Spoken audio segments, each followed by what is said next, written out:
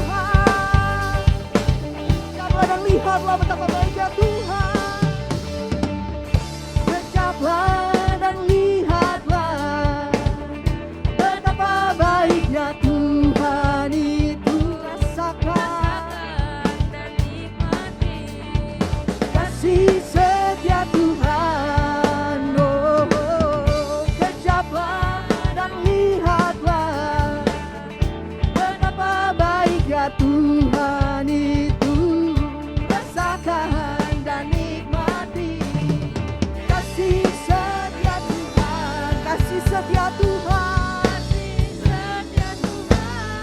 syukur bagimu,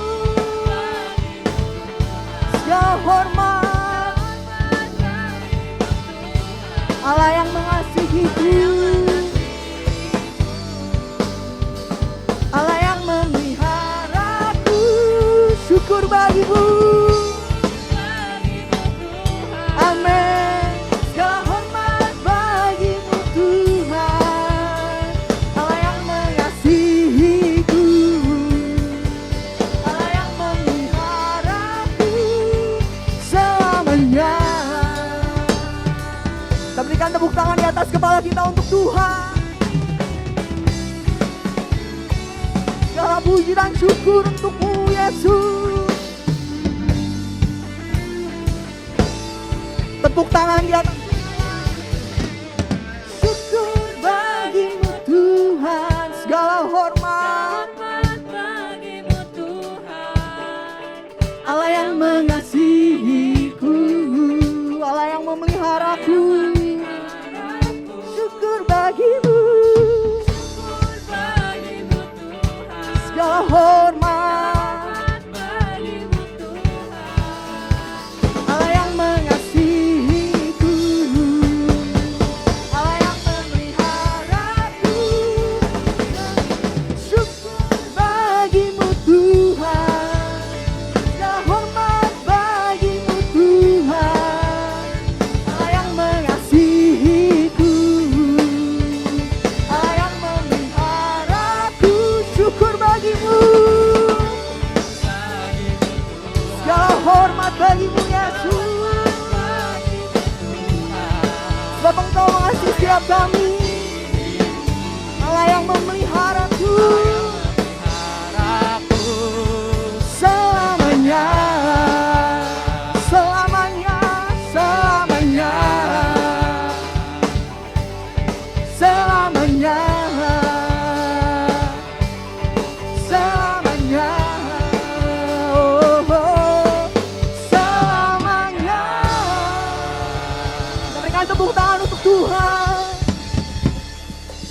dalam namanya pasti tersedia kemenangan untuk kita semua.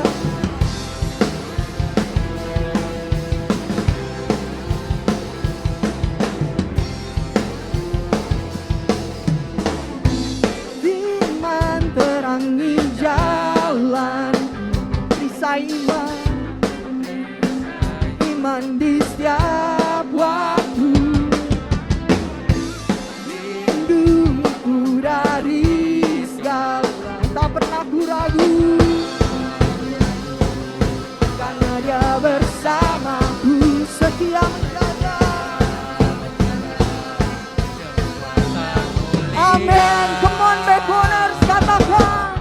Hanya di dalam namanya Yesus, Dia sumber pengharapan di sepanjang hidupku. Hanya di dalam kuasa-Nya pasti tersedia kemenangan bagiku selama-lamanya. Tepuk tangan untuk Tuhan kita. Hanya di dalam namanya ada kemenangan untuk kita semua. Amin. Kebenaran yang bebaskan, kebenaran yang bebas selalu berikan ku kekuatan hadapi semuanya, segala tantang, tak pernah ku ragu, karena Dia bersamaku, setia dengan kuasa mulia. Come on, Backwarders. Hanya di dalam namanya Yesus, Dia sumber pengharapan di sepanjang hidupku. Hanya di dalam kuasa, amin, pasti tersedia kemenangan bagiku selama-lamanya. Hanya di dalam namanya, hanya di dalam namanya Yesus, Dia sumber pengharapan sepanjang hidupku. Amin. Hanya di dalam kuasa-Nya pasti tersedia kemenangan bagiku selama-lamanya. Tepuk tangan untuk Tuhan. Sebab Dia memberikan kita kemenangan. Amin. Hanya di dalam nama-Mu Yesus.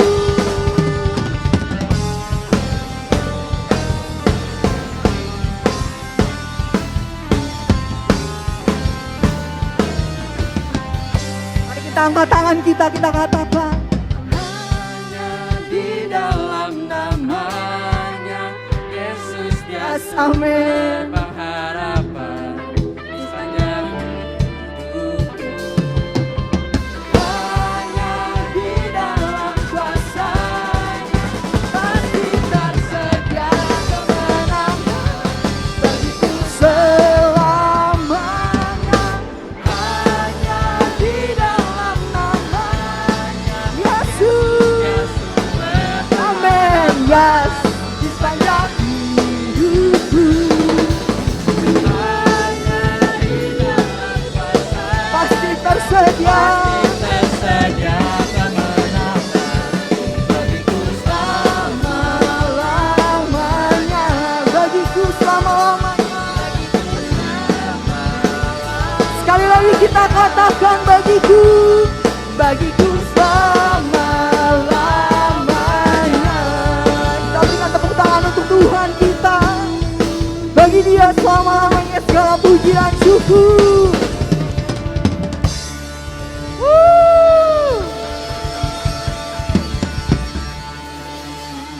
Silakan duduk kembali dalam hadirat Tuhan.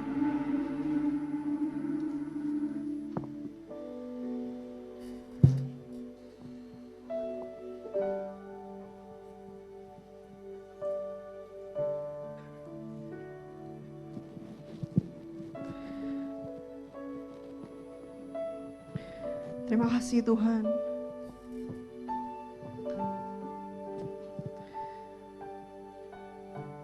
untuk setiap kebaikan dalam hidup kami, untuk setiap musim kehidupan yang kita lewatin sama Tuhan. We thank you, Lord. We need your presence, Lord. We need your presence, Lord. Kami butuh Kau, Tuhan, di dalam hadirat-Mu.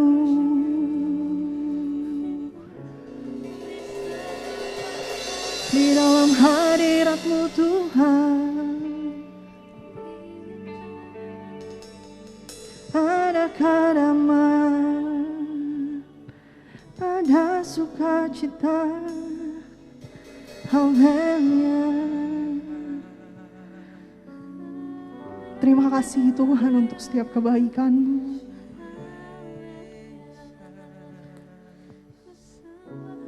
Kami tidak tahu apa yang ingin Tuhan lakukan dalam setiap kehidupan kami, tapi kami butuh Engkau, Tuhan. We need your presence, Lord. Kami butuh Tuhan ngomong. I need you, Lord. We need your presence, Lord.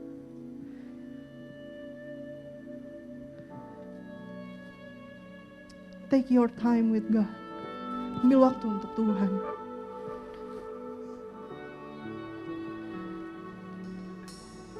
Kita ngobrol sama Tuhan. Oh, your presence, Lord.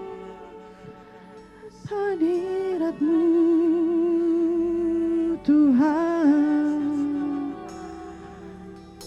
Your presence, Lord. Your presence, Lord. Di hadirat-Mu, di hadirat-Mu,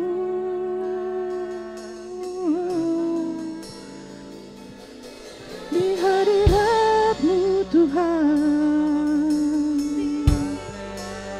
Oh, Yesus, Tuhan. Your presence, Lord. Your presence, Lord. We need your presence, Lord. Di hadirat-Mu, Tuhan, ada kedamaian, ada sukacita.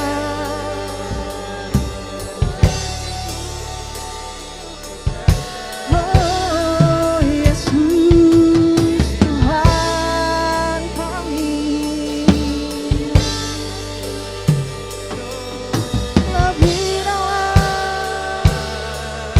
Lebih dalam lagi, Tuhan. Masuki hadirat-Mu, Yesus.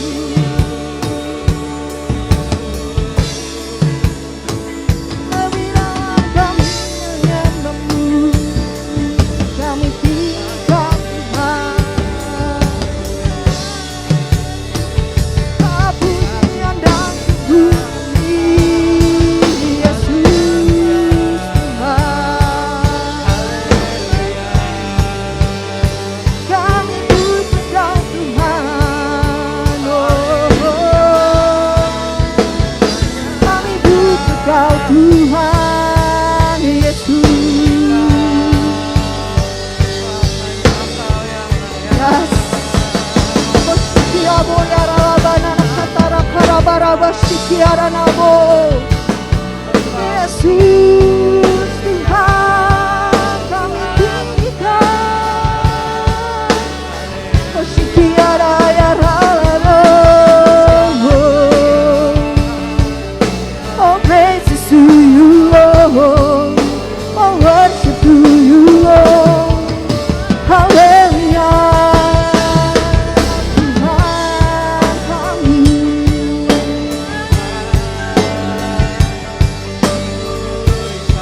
Thank you enough, Lord, karena Engkau selalu memberikan lebih dari cukup.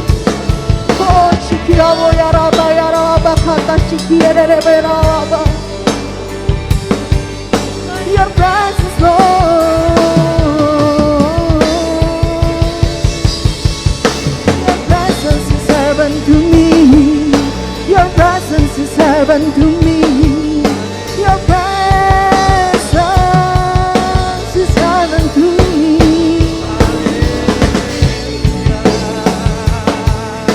Your presence, Lord. Your presence, Lord. Hallelujah. Hallelujah. Holy, holy, holy, holy.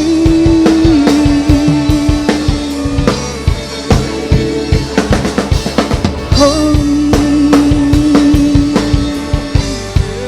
Yes, angkat pujian, angkat penyembahanmu untuk Tuhan. He deserves our praise.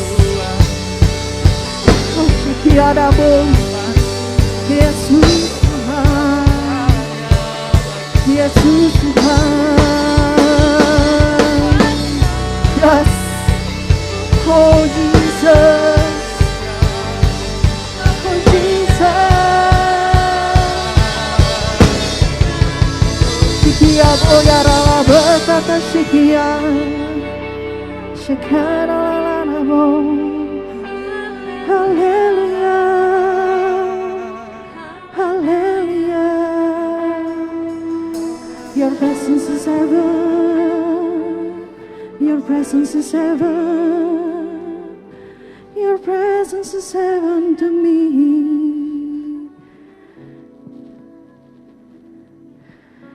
Your presence is heaven. Your presence is heaven to me, Jesus.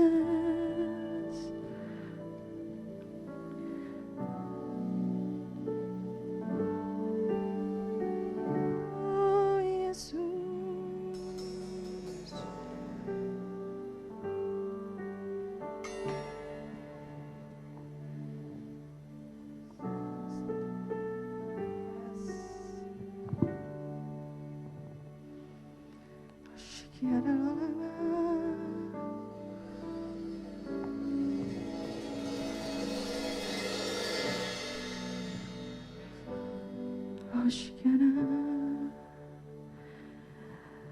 Oh, Yesus Tuhan.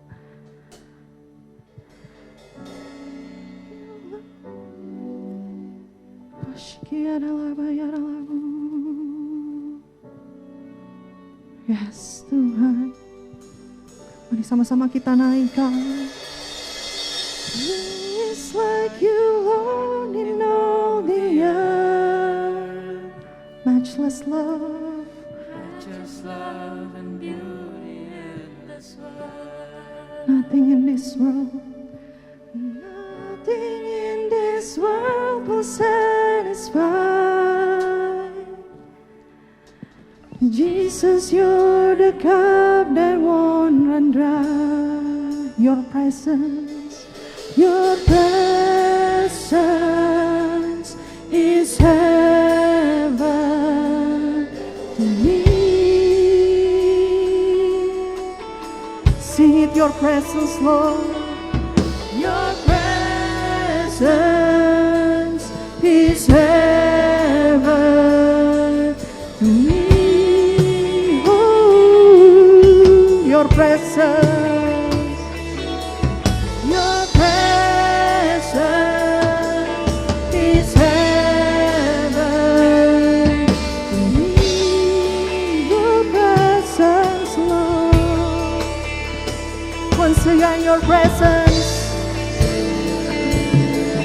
is heaven to me. Your presence, Lord. Katakan your presence.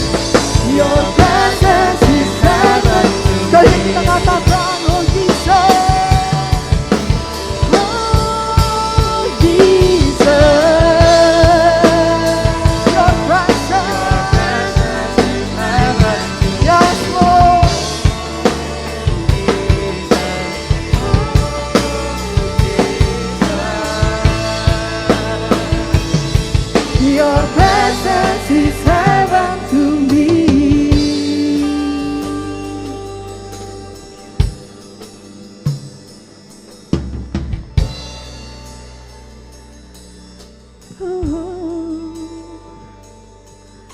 Your presence, Lord. Your presence, Lord.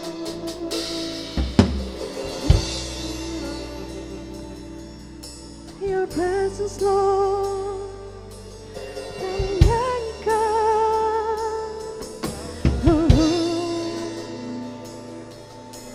Who is like you, Lord, in all the earth? Dengan hati yang sungguh-sungguh. Precious love and beauty in this world. Yes, Lord Jesus. Nothing in this world will satisfy. Jesus, you're the cup that won't run dry. Treasure of my heart and of my soul. In my weakness, you are merciful. Redeemer of my past, Redeemer of my past and present wrong. Holder of my future days to come. You're holder of my future days to come. You're holder of my future days to come. You're holder of my future days to come. Once again, you're holder of my future days to come. Your presence is heaven to me.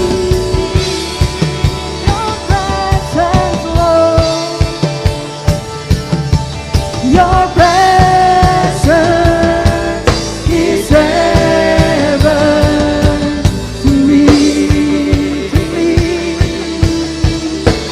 Sing, oh Jesus, oh Jesus, oh Jesus. Your presence is heaven to me. Oh Jesus,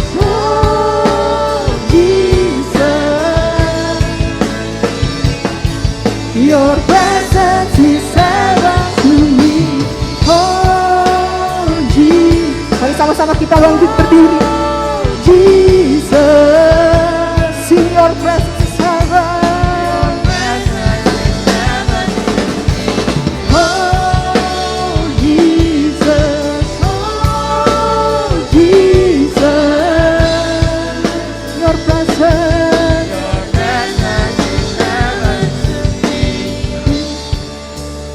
Jesus, oh Jesus, your presence is heaven to me. Mari kita persiapkan diri kita untuk masuk perjamuan kudus. Kalau kita bisa ikut serta dalam perjamuan kudus, ada satu korban yang sangat mahal yang Yesus sudah bayar buat kita. Apa yang seharusnya kita tanggung dalam bentuk penderitaan, hukuman karena dosa-dosa kita sudah ditanggung oleh Yesus. Karenanya pastikan kita semua sungguh-sungguh menghargai, menghormati akan perjamuan kudus. Sesuatu yang sakral, sesuatu yang kudus, yang kita bisa nikmati karena kasih karunia, karena anugerah. Sesungguhnya tidak ada seorang pun dari kita yang layak, tidak ada seorang pun dari kita yang memenuhi standar untuk berhadapan muka dengan Tuhan. Tapi oleh karena kasih karunia, Tuhan melayakkan kita. Mari saat ini persiapkan diri kita, saudara. Kita percaya bahwa perjamuan kudus mendatangkan kuasa Tuhan nyata atas hidup kita. Bahkan kuasa Tuhan dinyatakan juga melalui kesembuhan, kebebasan dari segala bentuk keterikatan, dan berkat-berkat yang sempurna buat hidup kita. Bapa, saat ini kami datang kepadamu merendahkan diri di hadapanmu, bersyukur kami dilayakkan untuk perjamuan kudus ini. Kami mau akui segala dosa dan kesalahan yang kami buat, segala pelanggaran, segala pemberontakan yang kami sudah lakukan. Tuhan, kami akui di hadapan-Mu, dan kami mohon pengampunan-Mu, ya Tuhan.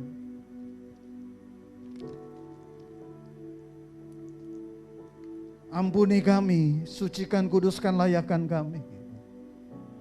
Kami percaya ada kuasa yang tidak terbatas melalui perjamuan kudus ini. Dan kami siapkan hati, kami percaya persekutuan kami dengan tubuh dan darah Yesus mendatangkan kuasa yang membuat kami semakin menjadi serupa dengan Yesus Kristus. Kami siap ya Tuhan, kami siap.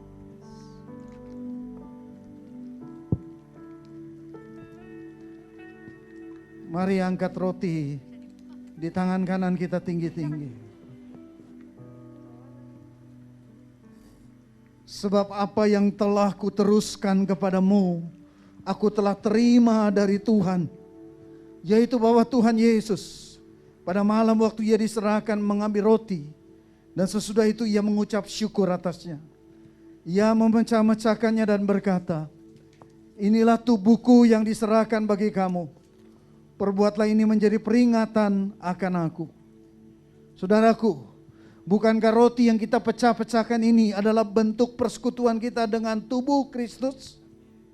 Mari kita makan dalam nama Tuhan Yesus Kristus.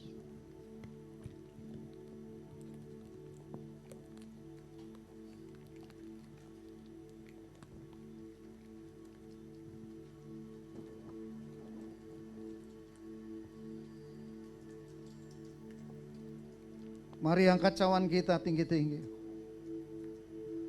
Demikian juga yang mengambil cawan sesudah makan lalu berkata, cawan ini adalah perjanjian baru yang dimeteraikan oleh darahku. Perbuatlah ini setiap kali kamu meminumnya menjadi peringatan akan aku. Saudaraku, bukankah cawan pengucapan syukur yang atasnya kita ucapkan syukur ini adalah bentuk persekutuan kita dengan darah Kristus? Mari kita minum dalam nama Tuhan Yesus Kristus.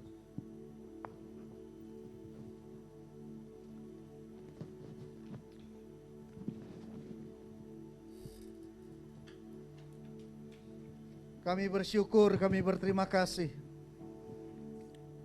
untuk perjamuan kudus dan persekutuan dengan tubuh dan darah-Mu sendiri. Aku berdoa Tuhan, Engkau sendiri yang menuntun kami hari lepas hari. Amin. Untuk kami semakin peka akan suara Roh Kudus, untuk kami semakin taat akan Roh Kudus, dan untuk kami semakin bertumbuh kepada keserupaan dengan Yesus Kristus. Terima kasih Bapa. Di dalam nama Tuhan Yesus Kristus kami berdoa. Amin. Amin.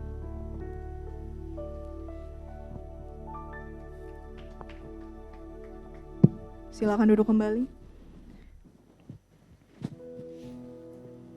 Kita siapkan hati kita.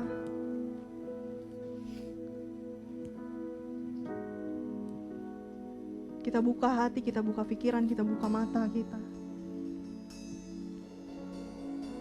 Sehingga apa yang Tuhan mau ngomong sama kita pada siang hari ini, itu bisa menjadi rema. Bisa membawa kita untuk setiap hari kita jalan sama Tuhan.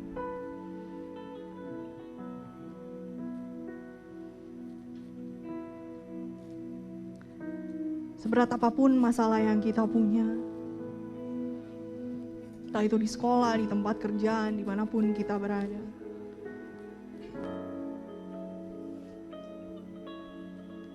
Tuhan udah siapin semuanya buat kita. Karena Dia sahabat terbaik kita. Dia yang paling dengar, Dia yang paling ngerti.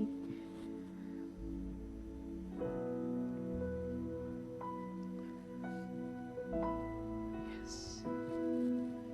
Oh, Yesus.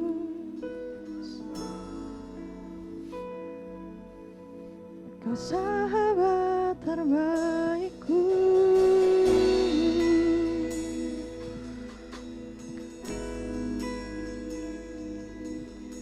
Kau sahabat terbaikku.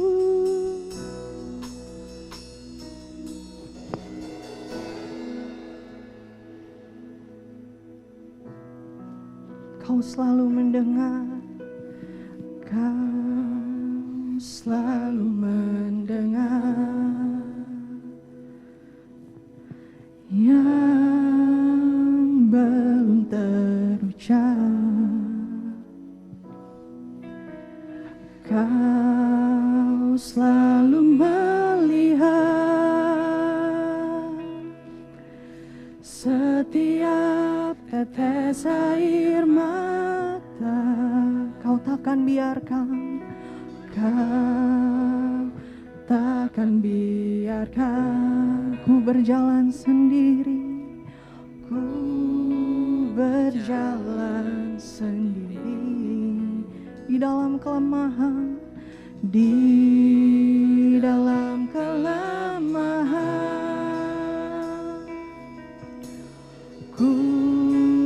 Kuasa-Mu sempurna, begitu besar kasih-Mu di dalam hidupku. Kau membuat diriku selalu terkagum.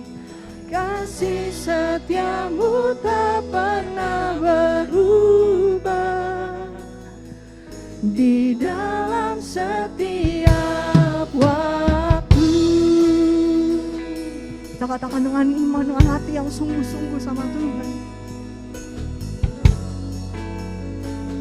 Kau takkan biarkan, Kau takkan biarkan ku berjalan sendiri, ku berjalan sendiri di dalam kelemahan, di dalam kelemahan. Kuasa-Mu sempurna, begitu besar, begitu besar kasih-Mu di dalam hidupku. Kau membuat diriku selalu terkagum. Kasih setia-Mu tak pernah berubah di dalam setiap waktu. Tak dapat ku lupakan semua perbuatan-Mu, pertolongan-Mu selalu mempesona. Yesus, Engkau sahabat terbaikku di dalam setiap waktu. Begitu besar, besar kasih-Mu di dalam hidupku. Kau membuat diriku selalu terkagum. Kasih setia-Mu tak pernah berubah di dalam setiap waktu. Tak dapat ku lupakan perbuatan-Mu, pertolongan-Mu selalu mempesonaku. Yesus, Engkau sahabat terbaikku di dalam setiap waktu. Nyatakan penyembahan-Mu, sebab kasih-Mu besar. Oh Yesus, begitu besar Tuhan, begitu dalam kasih-Mu di setiap hidup kami.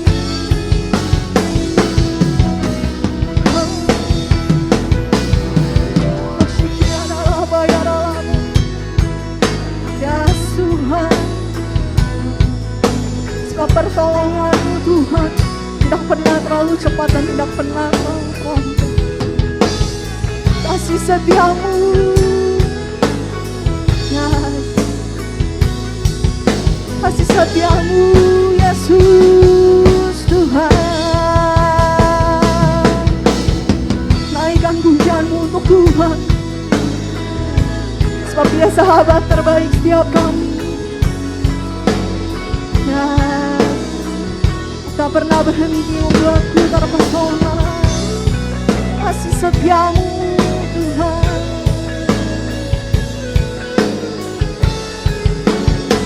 Mari sama-sama kita bangkit berdiri, kita katakan begitu besar.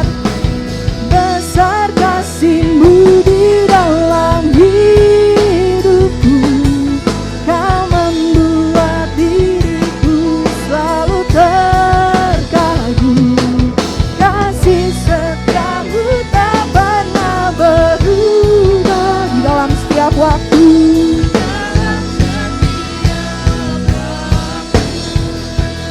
Tak dapat ku lupa semua perbuatanmu, pertolonganmu selalu mempesonaku. Yesus, Engkau sahabat terbaikku dalam setiap waktu. Sekali lagi kita katakan, Tuhan, iman kita begitu besar. Besar kasih-Mu di dalam hidupku, Kau membuat diriku selalu terkagum.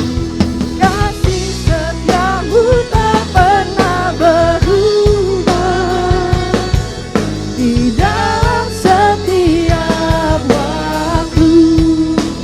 Tak dapat ku lupakan semua perbuatanmu, pertolonganmu selalu mempesonaku. Yesus, Engkau sahabat terbaikku di dalam setiap waktu.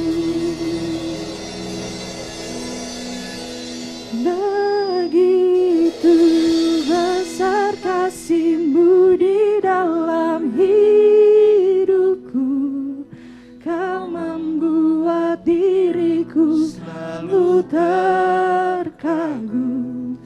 Kasih setiamu tak pernah berubah di dalam setiap waktu. Kasih setiamu, kasih setiamu tak pernah berubah di dalam setiap waktu.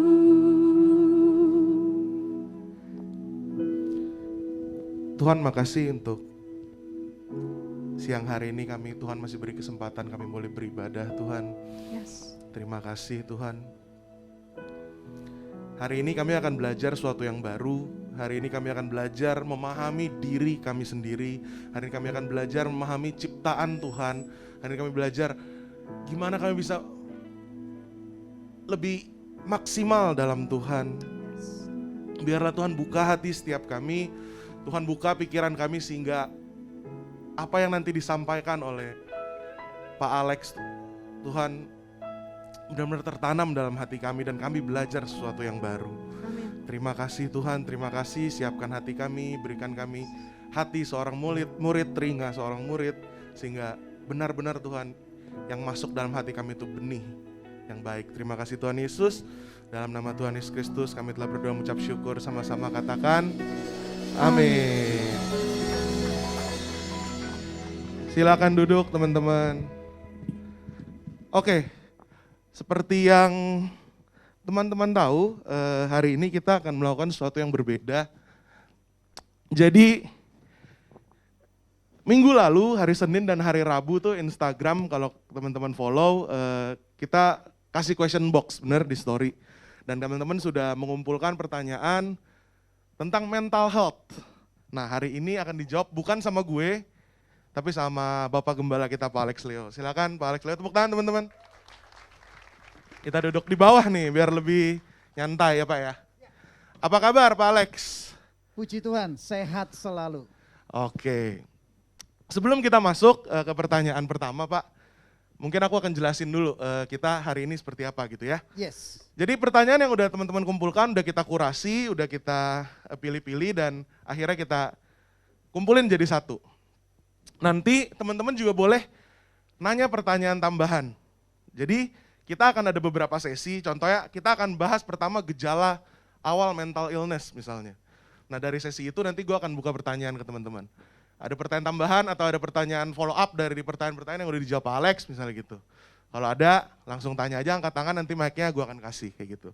Terus nanti ada penyebab, nanti ada tentang kerohanian, pemulihan dan sebagainya. Jadi nanti gue akan buka tiap sesi dan teman-teman boleh tanya. Oke, kita akan mulai. Tapi sebelum pertanyaan pertama di sini Pak, aku mungkin ngomong dulu background-nya gimana ya. Mental health ini booming itu karena COVID, karena karantina, banyak yang stres ya Pak. Ya. Jadi tiba-tiba sosial media penuh dengan orang-orang yang depresi, dia mengaku dirinya depresi, entah itu self proclaim atau beneran gitu kan.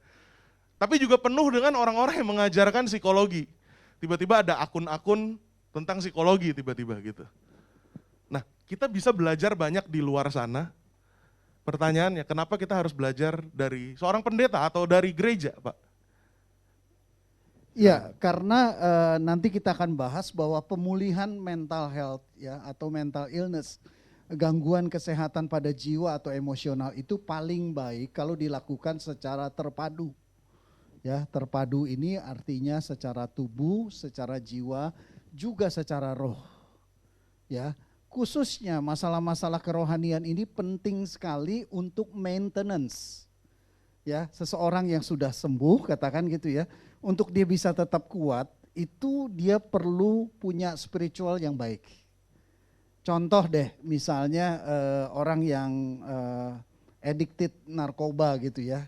Nah, itu biasanya selain dia di rehab, itu juga diisi secara spiritual untuk maintenance-nya dia kuat. Dia nggak jatuh lagi. Nah, kurang lebih seperti itu, Lincoln. Oke, nanti kita akan bahas lebih panjang ya. Oke, kita masuk ke pertanyaan pertama Pak. Gimana cara kita mengetahui bahwa kita tuh punya mental illness? Karena kadang kita merasa ya itu sesuatu yang biasa, wajar-wajar aja. Apalagi kita negara timur ya Pak. Mental illness itu sesuatu yang tabu lah. Kayak kita punya penyakit jiwa tapi bukan gila, tapi kita dianggap orang gila kalau kita bilang kita punya mental illness. Gimana kita cara tahunya sih Pak, diagnosa ke diri kita sendiri? Oke, sebelum saya jawab langsung, saya menanggapi apa yang tadi Lincoln sudah berikan sebagai pengantar ya. Kita perlu bersyukur dengan adanya pandemi ya, karena dengan adanya pandemi masalah mental health ini memang benar jadi booming. Sebenarnya masalah kesehatan mental, problem kesehatan mental itu sudah banyak sekali terjadi sebelum pandemi. Cuma karena nggak ada pressure yang kuat, itu nggak muncul. Ya, saya kasih ilustrasi begini. Kalau kalian lihat akuarium, ya, kalau akuariumnya itu tenang, airnya tenang, ya, itu kita akan lihat airnya bening. Kenapa? Karena kotorannya ngumpul ke bawah, turun ke bawah. Tapi coba waktu kita kobok itu ya, akuarium, kita guncang akuarium, maka kotorannya akan naik ke atas. Itu yang terjadi di masa pandemi. Ya, masa pandemi orang harus karantina dan lain sebagainya, itu menimbulkan tekanan pada jiwa manusia di seluruh dunia itu berkali-kali lipat. Ya, jadi seperti akuarium itu dikobok-kobok gitu ya. Muncul yang orang-orang dengan problem mental health yang sebenarnya sudah ada sebelum pandemi itu muncul kelihatan. Ya, stres, depresi dan lain sebagainya itu sebenarnya guncangan dari air melalui masa pandemi. Oke. Nah, kemudian yang kedua adalah begini. Yang menjawab pertanyaan tadi ya, masalah mental illness. Gejalanya apa? Gejalanya banyak sekali, tapi yang saya mau kasih pendahuluan seperti ini juga ya. Yang kalian perlu tahu begini.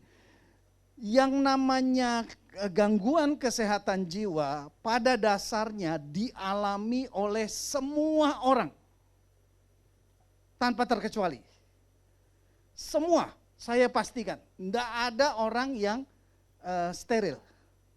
Cuma berbeda-beda tingkatannya. Jadi jauhkan pikiran dari kalau mental health gila gitu ya. Gila itu udah masuk yang sangat dalam, yang sangat berat. Ya, kalau tinju udah heavyweight gitu ya. Udah kelas berat, itu yang disebut gila yang kita lihat orang-orang keliaran di jalan gitu ya. Tapi masalah mental health ya, problem mental health semua kita, semua tidak ada yang terkecuali punya. Cuma beda-beda kadarnya. Beda-beda responnya, beda-beda manifestasinya. Itu ya, itu dasarnya dulu. Oke, sekarang saya masuk menjawab pertanyaan pertama tadi, gejalanya apa? Gejalanya juga bisa banyak banget, tapi saya coba kelompokkan ya. Yang pertama, gejala daripada adanya kerusakan pada jiwa kita atau gangguan pada kesehatan jiwa kita. Yang pertama adalah kita tidak mampu mengontrol jiwa kita. Jiwa itu emosi, perasaan, pikiran, kehendak. Ya. Orang yang mengalami gangguan pada jiwanya, ya jauhkan pikiran gila ya, itu gila sekali lagi heavyweight, kelas berat ya. Semua kita punya gangguan. Problem itu bisa kita lihat kalau kita tidak mampu mengontrol emosi, perasaan, pikiran, kehendak kita. Satu, emosinya labil. Ya, jadi kalau kita kena benturan tertentu ya, misalnya dibully atau disakiti, meledak. Dan kita nggak bisa kontrol. Mungkin kita maki-maki orang ini, kita keluarin kata kasar, kita gebrak meja, kita nggak bisa kontrol. Nah, itu udah gejala. Pasti ada problem di dalam jiwa kita. Kita nggak bisa kendalikan diri. Ya, marah itu adalah reaksi yang normal. Orang dikerjain marah, tapi dia marahnya dia nggak bisa kendalikan. Yang normal itu dia masih bisa mengendalikan marahnya. Marahnya normal ya saudara ya. Marah sama sekali normal, itu manusiawi. Tapi waktu dia tidak mampu mengendalikan kemarahannya, emosinya menjadi begitu meledak-ledak, itu pasti ada gejala. Kedua, ya masalah pikiran, dia nggak bisa ngontrol pola pikirnya. Ya, kita sering dengar hari-hari ini overthinking. Ya, overthinking itu gejala. Berarti ada gangguan kita di dalam jiwa kita. Overthinking ya. Oh, kita berpikirnya kok berlebihan, lebay banget gitu ya. Hal-hal yang sepele kok kita nggak bisa kontrol pikiran kita, terus selalu overthinking. Nah, itu berarti gejala. Ketiga ya, masalah kehendak itu adalah semangat kita naik turunnya drastis. Orang bilang moody. Kalau lagi semangat kita, wah semangat sekali gitu ya. Tapi kalau lagi lesu, kita kayak nggak pengen ngapa-ngapain. Nah, itu juga cirinya. Oke. Lalu kelompok kedua ya, tidak memiliki kemampuan untuk membangun atau mempertahankan hubungan yang baik dengan banyak pihak. Ya, tidak memiliki kemampuan untuk membangun atau mempertahankan hubungan yang baik dengan banyak orang. Ya, kalau punya musuh 1-2 still oke lah gitu ya, masih normal. Kita nggak bisa langsung bilang wah ini gejala. Tapi kalau sudah mulai lebih, sama si ini ribut, sama si ini ribut, sama si ini nggak cocok, sama si ini nggak cocok, sama si ini nggak cocok, berarti kita pasti punya gangguan pada jiwa kita, gitu ya, ada kerusakan. Nah, lalu juga secara tubuh, sering sakit-sakitan, apalagi kalau sering kali penyakit kita itu tidak mampu diidentifikasi oleh dokter. Sakit, ke dokter diperiksa nggak apa-apa. Wah itu udah pasti. Itu masalahnya di dalam jiwa, bukan secara tubuh. Ya. Atau sering banget sakit. Saya bisa pastikan orang yang sering sakit pasti mengalami masalah mental health. Pasti. 100% pasti. Ya, pasti. Terus, tapi kalau sesekali sakit jangan langsung bilang mental health, ya, saudara ya. Ya. Kecapean juga sakit gitu ya. Lalu juga masalah tanggung jawab. Problem dengan tanggung jawab. Mudah memulai, sulit mengakhiri. Ya, reluctant itu apa ya? Alergi terhadap yang namanya tanggung jawab. Selalu berusaha menghindar tanggung jawab. Itu juga gejala. Lalu keterikatan, adiksi. Dalam bentuk apapun, pornografi kayak apapun. Termasuk kalau keterikatannya bersih-bersih. Ngatur. Ya, yang sekarang dikenal dengan nama OCD. Ya, nggak bisa ngelihat sesuatu yang nggak beres. Selalu dia akan atur, bahkan bisa berjam-jam dia ngabisin waktu untuk ngatur. Udah pasti. Itu udah pasti, itu gejala. Lalu ya perfeksionis ya. Yang terakhir, yang ini masih banyak lagi ya, tapi saya coba batasi lah. Banyak lah, tapi intinya seperti itu. Juga gangguan pada tidur, sering mimpi buruk.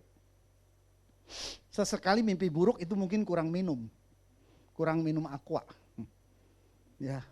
Tapi kalau sering mimpi buruk, hampir bisa dipastikan mengalami gangguan atau mental issue. Oke, dari semua ciri-ciri yang tadi Pak Alex sebut, kan itu gejala kan Pak? Ya.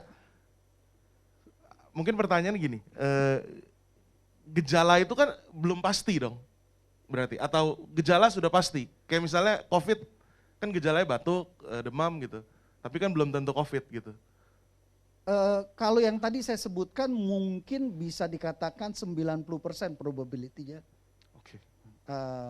Ada, karena tinggal tingkatan dia berat atau ringan gitu loh. Ya. Jadi kalau orang-orang yang ngalami yang tadi saya sebutkan, saya bisa katakan mostly 90% hampir pasti itu mental issue. Cuma tingkatannya berbeda-beda. Gitu ya. Ya, gitu Lincoln. Ya. Kembali ke tadi kita orang timur Pak, kadang kita enggan untuk menyelesaikan masalah mental kita itu Pak. Jadi gimana, apa yang akan terjadi sih akibatnya kalau kita diamin aja karena kita pikir time will heal, nah bahasanya gitu kan. Waktu yang akan menyembuhkan, waktu yang akan menjawab, nanti juga lupa, nanti juga hilang. Apa yang akan terjadi sih kalau kita biarin terus sebenarnya? Oke, begini ada dua hal yang saya kategorikan dua. Satu adalah itu masalah mentalnya itu akan bertambah buruk, ya. Lalu mulai kelihatan oleh orang banyak gitu loh. Mulai nggak bisa kendalikan diri, semakin parah seperti itu ya. Tapi kalau yang nomor satu ini menurut saya masih jauh lebih bagus karena mudah dikenali. Ya, contoh gini ya, saya kasih supaya kalian paham gini. Kalau kalian ketemu orang gila di jalanan, lalu dimaki-maki sama orang gila, marah nggak kalian? Marah nggak? Woi, marah nggak? Kalau marah kalian ikut gila berarti. Udah tahu itu orang gila gitu ya. Jadi tangkap begini. Jadi kalau orang ini semakin buruk dan semakin kelihatan, itu menurut saya ada bagusnya. Karena orang akan sadar, oh ini orang lagi punya mental issue ini. Gitu ya. Jadi penerimaan lingkungan sekitarnya akan jauh lebih baik terhadap dia. Khususnya keluarganya, ya orang-orang terdekatnya. Tapi yang kedua, this is a very big problem gitu ya. Dia nggak terlalu kelihatan. Jadi secara ini oke-oke aja. Ya, secara penampilan oke, gitu ya. Tapi dia sangat buruk dalam berhubungan, khususnya dengan keluarganya misalnya. Tiap hari menyakiti, gitu ya. Entah suami istri, entah orang tua anak, tiap hari menyakiti. Tapi orang banyak kenal dia sebagai orang baik, gitu ya. Atau bahkan pelayanan, khotbah di gereja, pelayanan di gereja, biasanya anak-anaknya pahit banget nih. Karena dia bilang, bapak gua kalau di gereja rohani banget, kalau di rumah udah kayak setan dia gitu loh. Ya, kalau di gereja udah kayak malaikat dia, tapi kalau di rumah kayak setan. Oh, itu biasa pahit banget. Nah, ini yang very big problem. Kenapa? Karena orang-orang dekatnya nggak bisa terima. Kan nggak gila dia. Halo, bisa ikuti saya ya? Kalau dia gila beneran lebih gampang kita terima gitu loh. Ya orang gila gitu loh. Masa kita mau ladenin, ikut gila dong kita. Tapi kalau dia sepertinya normal, tapi padahal mental issue dan mempengaruhi hubungan dengan sangat buruk, itu yang lebih problem. Dan ini yang banyak sekali terjadi. Kalau kita mau, itu kan angka perceraian semakin hari kan semakin meningkat gitu ya. Kalau kita telusuri, sebagian besar, bukan semua ya, sebagian besar masalahnya di sini. problem masa lalu yang kebawa ke dalam pernikahan, akhirnya ribut, cerai. Itu banyak banget. Nah ini yang problemnya. Lalu menghasilkan anak-anak yang juga ngalami mental issue. Orang tua yang gak beres, punya anak, anaknya pasti problem. 100% problem. 100%. 100%. Jangan deh 100% kayak Tuhan. 99,99 deh. Oke. Gitu. Ya, 0,01-nya anugerah Tuhan, God's grace. Oke. Mungkin tadi itu Pak, kalau misalnya ada orang yang nggak kelihatan tadi kan, Iya. mungkin ya orang tuanya, sekitarnya nggak tahu, tapi mungkin nih biasa kalau anak-anak muda nih, temen paling deketnya, BFF bahasa sekarang tuh. Itu tahu Pak, BFF tuh best friend forever. Iya. Tahu tuh biasanya karena cerita mulu tiap malam, bukannya tidur, teleponan atau apalah. Nah gimana kalau kita tahu teman kita punya, tapi pertanyaannya dia sendiri nggak tahu, misalnya gitu. Nah, usulan saya adalah kan sekarang materi-materi mental issue ini banyak ya. Temukan sumber-sumber yang sangat bisa dipercaya, kasih dia. Itu nomor 1. Kasih referensi. Nih ya, lu gak percaya kalau lu punya problem. Tunjukin referensinya. Nih semua gejalanya ada pada lu. Oke, itu 1. Kedua, kalau mau lebih akurat lagi, ajak dia tes MMPI. Bisa dilakukan di IPK Counseling Center. Seberangnya Mall dan Mogot tuh, ya kan ada IPK. Di situ Counseling Center, GB dan Mogot kerjasama sama mereka. Ya kalian juga bisa melalui sekretariat, bisa minta dikoneksiin, atau mau langsung juga boleh. Tes MMPI, kalau nggak salah cukup mahal sih ya, hampir 1 juta biaya tesnya. Tapi itu akurat. Nggak mungkin lari, orang yang punya mental issue pasti ketahuan hasil tesnya. Nggak mungkin lari. Ya, begitu hasil tes, kalau kalian mau check up juga saya persilakan. Itu bagus banget sih hasilnya gitu ya, kita bisa lihat. Pasti ketahuan sih itu ya. Kalau mau lebih dalam lagi, ada 1 tes lagi namanya tes proyeksi. Ini juga tes-tes psikologis gitu ya. Itu akan sangat kebaca, nggak bisa lari lah. Orang yang punya mental issue nggak mungkin bisa lewat tes itu. Langsung tahu juga apa? Langsung tahu. Oke. Tapi kalau mau lebih dalam harus diikuti konseling. Oh ya. Konseling untuk gali. Apalagi kalau mau tahu akarnya apa. Itu kan biasanya kan gejalanya itu kelihatan kan gitu ya. Tapi kalau mau tahu akarnya harus konseling. Ya. Oke. Nah teman-teman sesi gejala, tadi pertanyaan cukup sampai di sana. Ada yang mau tanya nggak kira-kira? Silakan kalau ada yang mau tanya nggak usah malu-malu. Jangan malu-malu. Termasuk kalian mau tanya, Pak saya gila, setengah gila, sepertiga gila. Nggak apa-apa, saya pegang suhunya. Ada teman-teman, jangan malu-malu, santai aja. Ayo relax. Ada? Nggak ada? Kalau nggak ada kita lanjut nih. Ada di belakang? Willow? Nggak. Oke, nanti kalau ada teman-teman di sesi selanjutnya boleh tanya aja. Kita lanjut sekarang ke penyebab. Nah, kenapa sekarang kok kayaknya banyak anak-anak muda yang lebih punya mental health yang buruk daripada kelompok-kelompok usia lain, Pak? Baik, ada banyak faktor. Ada banyak faktor ya. Salah satu faktor pendukung itu tingkat kompetisi dunia itu semakin tinggi. Jadi orang tua sekarang itu pasti jauh lebih stres daripada orang tua dulu. Ya, bahasanya orang tua cari duit semakin susah. Ya, karena tingkat kompetisi semakin tinggi. Lalu yang lebih gila lagi adalah konsumerisme sekarang. Ya, waktu di salah satu khotbah saya pernah singgung ya. Dulu waktu saya pacaran sama istri saya 40 tahunan yang lalu gitu ya. Itu makan Kentucky Fried Chicken aja udah mewah banget. Dan jarang-jarang kita, ya. Karena apa? Zaman dulu jarang banget kafe kayak sekarang gitu loh. Ya, jadi biaya pacaran dulu nggak banyak lah, gitu ya. Makannya juga murah-murah, nongkrong kaki limaan gitu. Zaman sekarang, masya Allah. Lu sekali ngafe lu paling nggak cepet bos, gitu loh. Ya, belum, waduh. Gila lah pokoknya gitu ya. Zaman dulu saya pacaran belum ada HP. nggak perlu pulsa, nggak perlu apa-apa gitu ya. Jadi hematlah gitu ya. Zaman sekarang semua orang harus punya smartphone. Kalau nggak bisa peduli lindungi bos, nggak bisa datang ke gereja. Semua smartphone gitu, bukannya cuma HP. Udah nggak ada lagi Nokia itu loh. Ya zaman Nokia yang tilulit gitu udah nggak ada, semua smartphone. Ya data kuota berapa duit sebulan gitu ya. Itu biaya biaya kehidupan itu meningkat sangat-sangat drastis. Berarti tingkat stres semakin berat. Nah, orang tua background mereka juga banyak sekali problem mental health. Waktu di dalam pengasuhan terjadilah berulang. Bahkan semakin buruk. Nah, saya jawab ya. Ini belum jawab tuh. Jadi baru pendahuluan doang. Jadi kenapa remaja sekarang punya mental health yang buruk? Ya, penyebabnya apa? Nomor 1, kurang atau tidak mengalami kasih sayang dari orang-orang yang seharusnya memberikan kepadanya kasih sayang. Ya, yang paling gampang orang tua, papa mama. Harusnya berlimpah kasih sayang dari mereka, tapi seringkali justru mereka troublemaker-nya.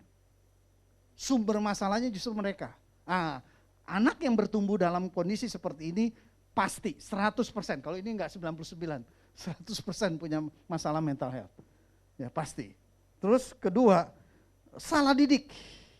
Ya, orang tuanya yang mengasihi, tapi cara didiknya salah. Contohnya dimanja. Anak yang dimanja pasti 99,99% ngalami masalah mental health. Ya jadi bukan anak yang kurang kasih sayang, anak yang dikasihi dengan cara yang salah pun pasti punya masalah mental health. Ya, karena itu saya katakan hampir pasti tidak ada orang yang, bukannya hampir pasti tidak ada orang yang tidak punya masalah mental health gitu ya. Nah terus terlalu diprotek.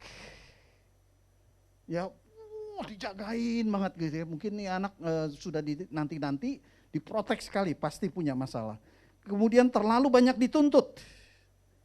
Ya, mesti les ini. Udah kebanyakan les, udah pasti problem masalah mental juga ya. Terus kemudian juga penanaman nilai-nilai yang salah. Ya, dibanding-bandingkan, ditanamkan nilai, kamu tuh baru berarti, maksudnya kasih dengan syarat lah. Kamu tuh hebat kalau kamu bisa ini, kamu tuh hebat kalau ini, kamu tuh hebat. Jadi selalu hebatnya itu, dibilang hebatnya itu pasti dikaitkan dengan prestasi. Ya. Jadi penanaman nilai-nilai yang salah itu membuat juga orang akhirnya mengalami kerusakan pada jiwanya. Yang ketiga, tidak memiliki support system dalam menghadapi masalah-masalah kehidupan. Ya, anak kecil itu kemarin kalau ada yang ikut doa pagi, di doa pagi saya jelaskan gitu ya. Setiap anak kecil mulai dari bayi itu kan ngalami masalah dalam kehidupannya. Nah, Tuhan waktu ciptakan manusia itu, Tuhan bilang gini, tidak baik kalau dia seorang diri saja. Berarti itu anak itu harusnya didampingi dari kecil. Nah, waktu dia tidak punya support system dalam menghadapi masalah-masalah, dia pasti ngalami problem dalam masalah kejiwaannya. Ya, tidak punya support system seperti itu. Misalnya dia dibully, tapi pulang ke rumah dia nggak bisa cerita. Dia nggak bisa curhat sama papa mamanya. Kalaupun curhat mungkin bapaknya bilang gini, bego loh, digituin aja, gebuk dong gitu ya. Mungkin reaksi bapaknya mungkin gitu. Mamanya cuek dan lain sebagainya. Dan yang terakhir, mengalami trauma. Nah ini dia ya. Jadi kenapa semua orang pasti ngalami masalah mental health?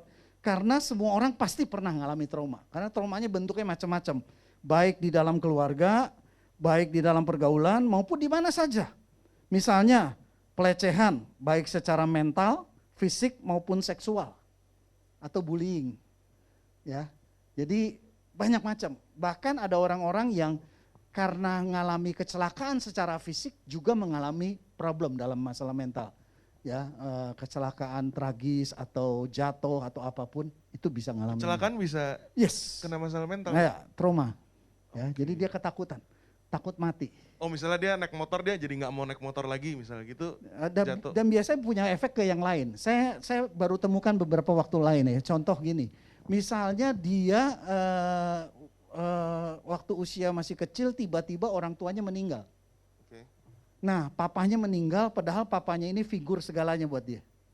Sejak saat itu dia punya ketakutan luar biasa tentang kematian. Bahkan sampai nggak pernah berani, sejak itu dia nggak pernah berani datang ke tempat melayat. Gitu.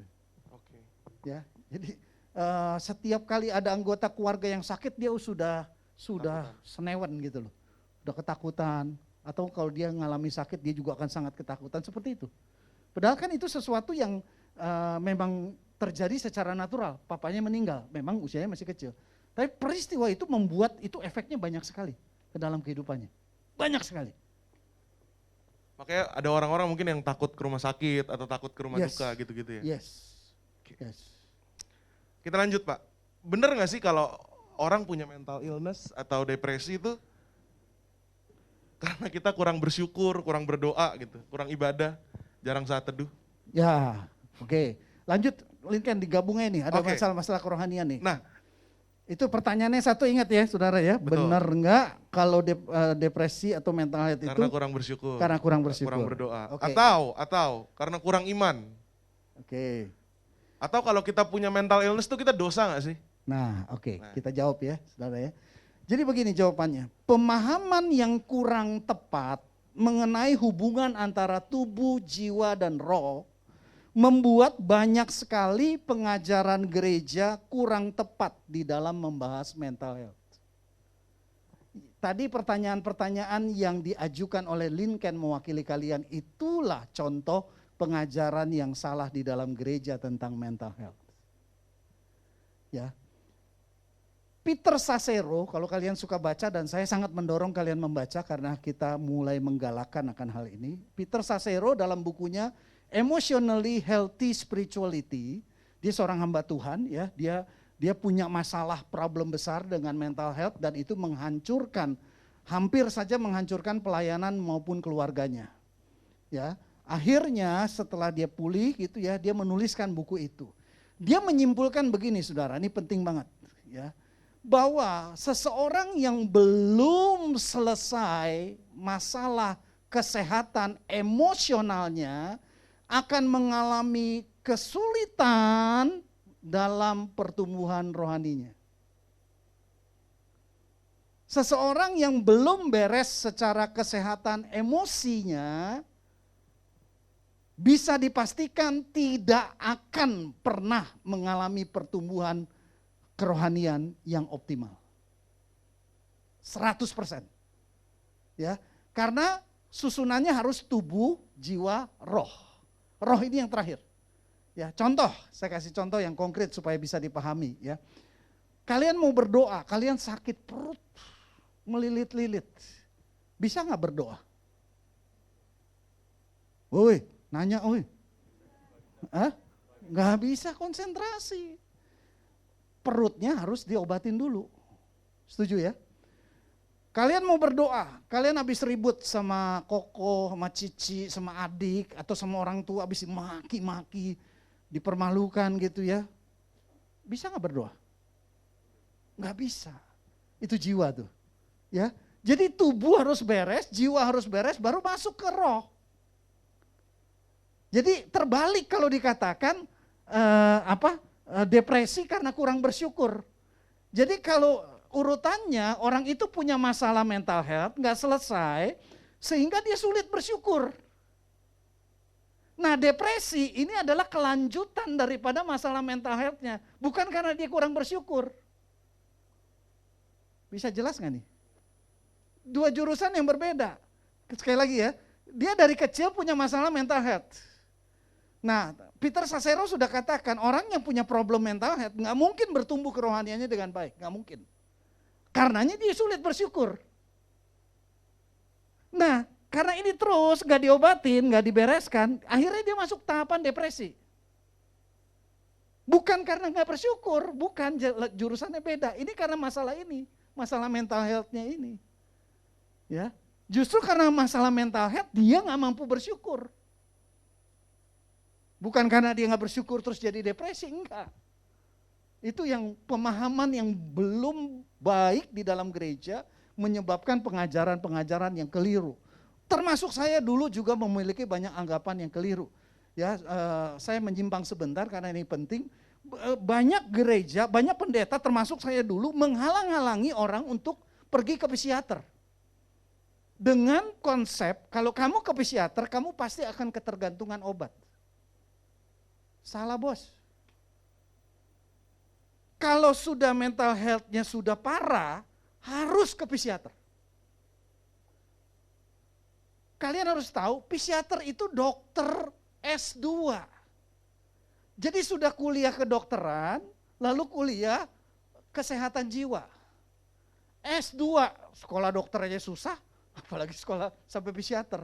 Jadi dia sudah pandai dalam memberikan obat untuk tidak membuat pasiennya ketergantungan. Yang bikin tergantung itu kalau obatnya beli sama bandar. Ya, banyak orang nggak berani ke psikiater, akhirnya nyari bandar. Problem bos. Bisa paham ya? Justru ke psikiater dia akan punya cara yang tepat untuk obat itu dikurangi sedikit dan akhirnya lepas dari obat. Ya, nah tidak semua masalah mental health harus ke psikiater. Masalah-masalah yang berat, ya, tekanan yang sangat berat pada pikiran seseorang itu menyebabkan hormon-hormon pada otak menjadi tidak seimbang. Ya, harusnya ada dopamin, endorfin, segala macam, serotonin, banyaklah gitu ya. Itu yang membuat kalau itu normal, kita mekanisme tubuh kita akan normal. Tidur gampang, segala macam. Nah, makanya kalau orang mulai tahap depresi, salah satu gangguan yang paling umum adalah gangguan tidur. Kenapa? Karena hormon-hormonnya terganggu. Nah, kalau sudah sampai ke sini, sudah cukup berat, ini harus mutlak ke psikiater. Problemnya adalah kita perlu berdoa, ada banyak orang-orang yang sudah tingkatan bahaya, sudah sampai ke bipolar, tapi bilangnya gini, I'm okay, gak perlu ke psikiater. Nah ini juga salah satu tanggung jawab gereja nih. Banyak gereja yang mengajarkan jangan ke psikiater, doa aja. Udah bipolar harus ke psikiater bos. Tentunya didoakan dengan support system, tapi gak bisa cuma didoakan. Harus diobati ini, udah pikiran. Karena kalau orang lagi bipolar diajak doa, orang lagi stres diajak doa, dia gak bisa meresapi kok. Dia gak punya iman kok. Ini menjawab pertanyaan berikutnya, apakah kurang iman? Loh, kurang iman karena dia punya mental health issue. Terbalik nih sebab akibatnya. Orang kurang iman karena punya mental health issue. Bukan karena kurang iman terus jadi mental health, terbalik. Paham? Ya, justru mental health-nya diberesin, dia akan mulai bertumbuh dengan baik dalam spiritual. Dosa enggak? Enggak dosa pasti. Karena itu terjadi, kan kita nggak bisa milih mau lahir di orang tua seperti apa. Betul nggak? Kalau bisa milih, waduh pasti semuanya milih. Nggak bisa, itu given dan Tuhan punya nanti ini. Masalah Tuhan yang nanti bicaranya. Ada.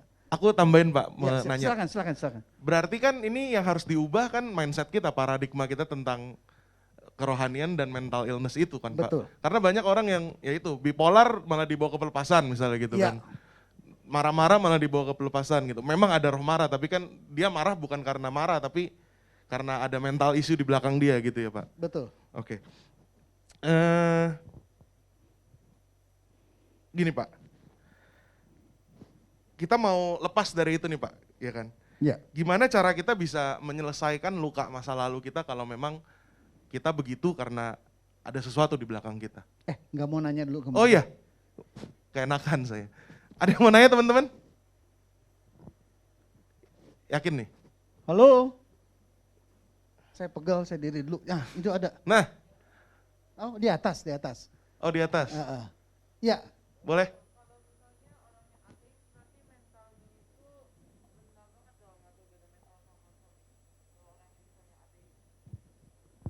oke. Pertanyaannya adalah kalau orangnya ateis berarti mentalnya? Oh, kesehatan. Oh, enggak. Kesehatan mental ini adalah masalah jiwa. Ya. Ateis atau percaya Yesus itu masalah roh. Ya. Jadi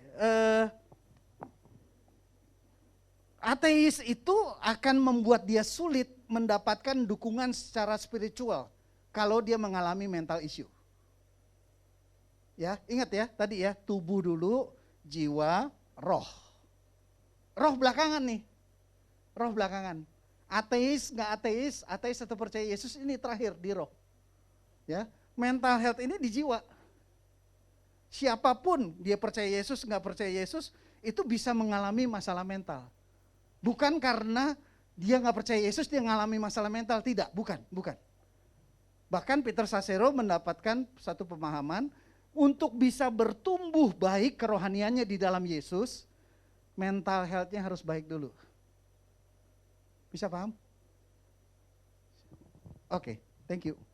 Oke, ada lagi? Ya. Pakai mic aja nih.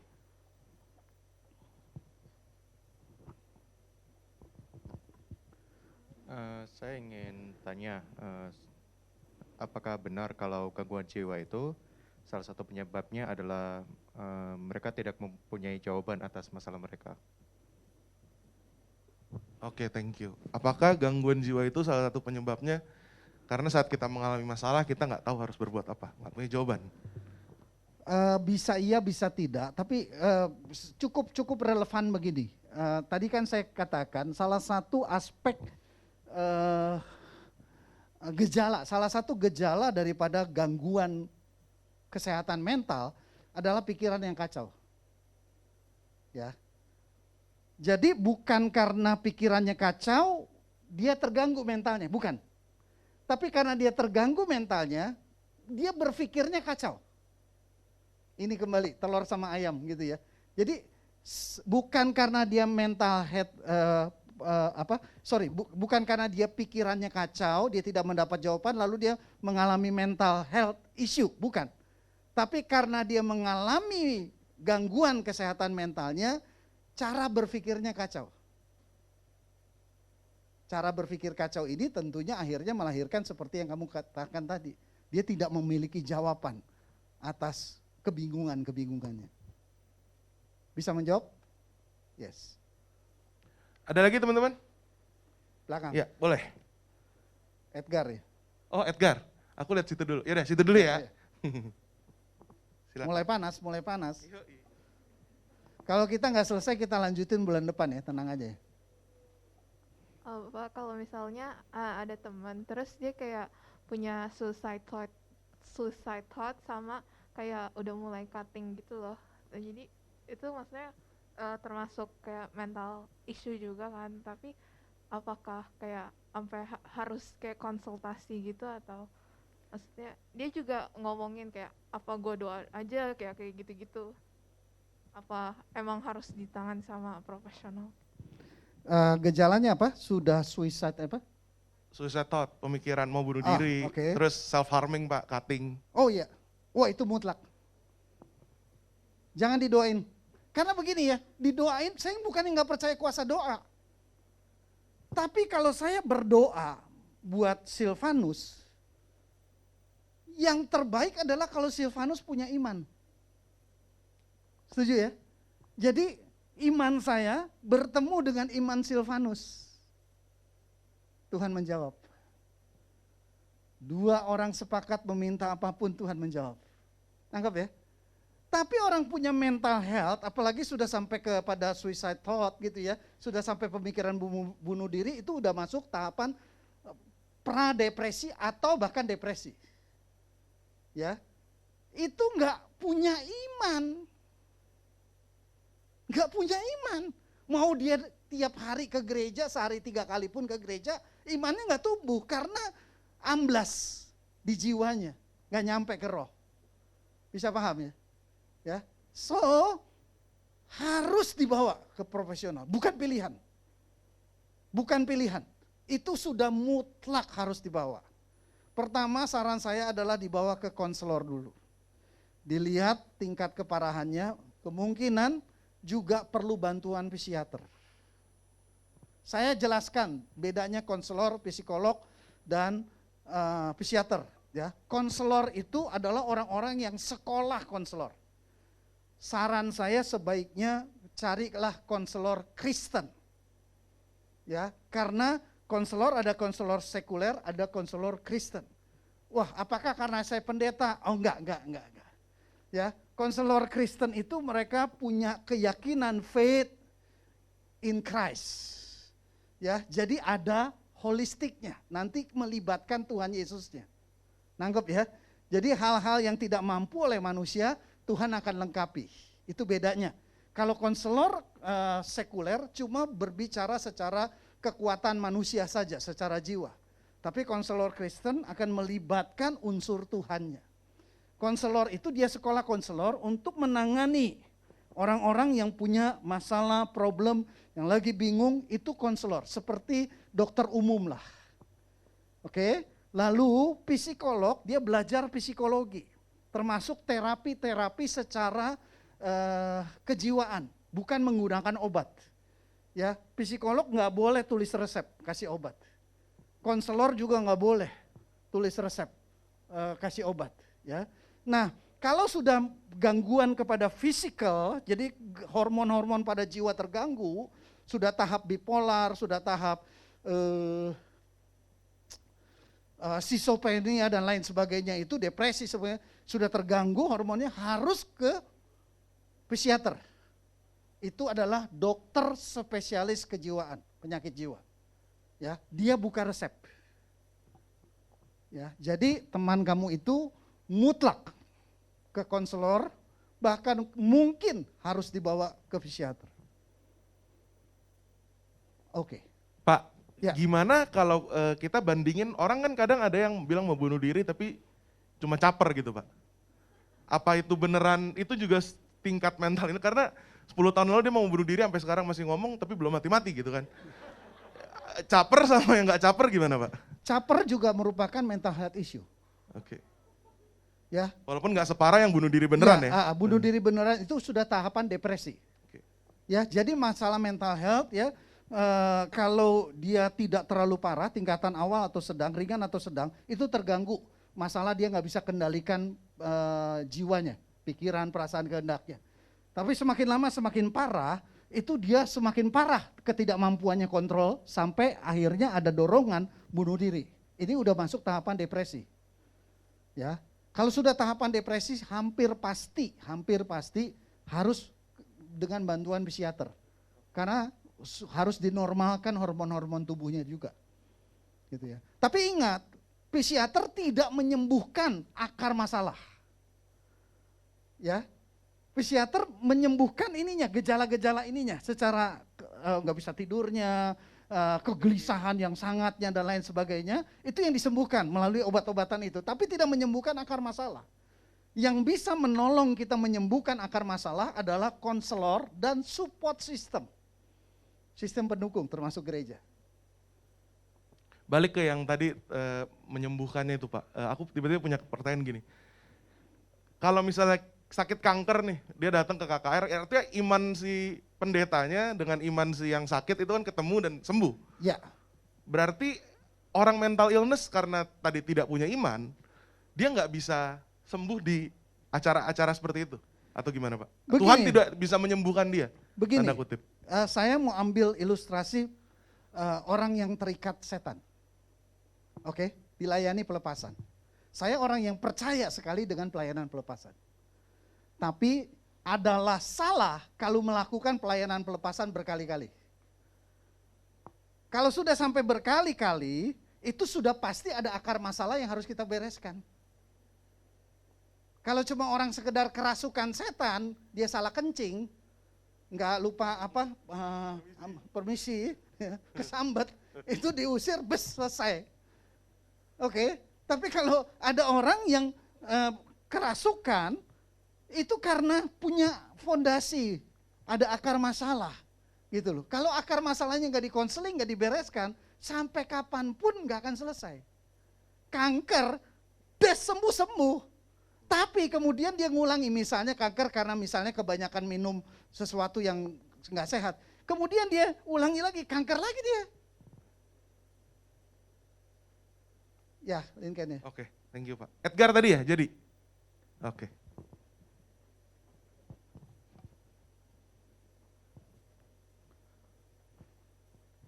Ini kalau saya lihat lebih banyak dari biasanya ya, yang hadir ya. Karena tertarik mental health atau kalian udah banyak yang merasakan gangguan? Ini yang gue tunggu-tunggu Pak. Oke, Edgar. Oke, halo Pak, mau tanya. Ya, silakan. Gangguan kecemasan itu atau panic attack ya, itu bisa dikategorikan sebagai gejala mental health apa enggak? Pertama, kedua, tadi kan Bapak ada singgung tentang perfeksionis ya, OCD. Sampai mana batas aman orang itu boleh perfeksionis? Gitu. Thank you Pak. Oke. Begini, yang pertama pasti. Dan itu panic attack itu sudah termasuk kategori menengah ke berat. Ya, panic attack itu sudah kategori menengah ke berat. Beberapa kasus panic attack sebaiknya sudah harus ke psikiater. Ya, karena itu ada juga gangguan hormonal yang akhirnya semakin memicu dia semakin panik dan itu berbahaya. Panic attack itu bisa orang nggak bisa napas dan lain sebagainya. Ya, itu kemungkinan besar sudah harus ke psikiater. Panic attack itu sudah termasuk menengah ke arah berat. Kedua, tadi pertanyaannya apa, sorry? Sampai batas Perfeksionis. mana Ya. perfeksionis? Perfeksionis, kalau kita definisikan perfeksionis, ngomong perfeksionis saja, itu sudah kemungkinan mental issue. Setiap orang perfeksionis, saya bisa katakan kemungkinan besar dia mengalami mental issue. Ya, tergantung berat atau enggak. Kalau berat itu bisa akhirnya OCD. Ya, tapi kita ngomong perfeksionis saja, saya bisa kategorikan, menurut saya ya, mungkin ada yang nggak setuju, tapi saya punya keyakinan itu pasti ada problem di masa lalu yang membuat dia menjadi seorang perfeksionis. Ya, problem itu nggak harus luka, tapi mungkin penanaman nilai yang salah. Atau pemahaman-pemahaman, belief system yang tidak pas. Jelas ya Edgar ya? Ya. Tapi bisa saja dia termasuk ringan. So, selama itu nggak mengganggu, is still okay. Gitu ya, nggak perlu sampai ditelusuri banget gitu loh.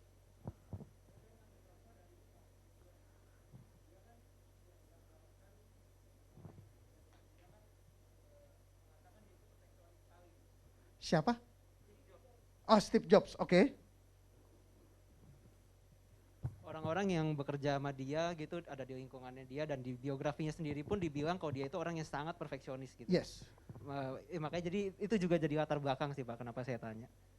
Ya, begini ya, mental issue bisa membuat orang itu sangat berprestasi. Itu sisi positifnya. Jadi jangan berpikir bahwa mental issue pasti menghancurkan seluruh segi. Tapi ada segi-segi justru dia akan sangat berprestasi. Jauh melampaui orang-orang. Dulu berapa tahun yang lalu pernah di satu doa pagi saya ambil seorang keturunan Chinese di Kanada ya yang mengalami problem masa lalu berat ya. Akhirnya dia sangat sukses. Justru didorong oleh lukanya. Zaman sekarang udah nggak zaman film silat sih ya. Saya bertumbuh dulu film silat. Kalau film silat tuh ceritanya klasik. Dia ngalami luka batin ya, orang tuanya dibunuh atau gurunya dibunuh. Nah karena rasa amarahnya itu, dia latihan mati-matian sehingga dia menjadi sangat hebat dan balas dendam. Jelas ya Edgar ya? Silakan.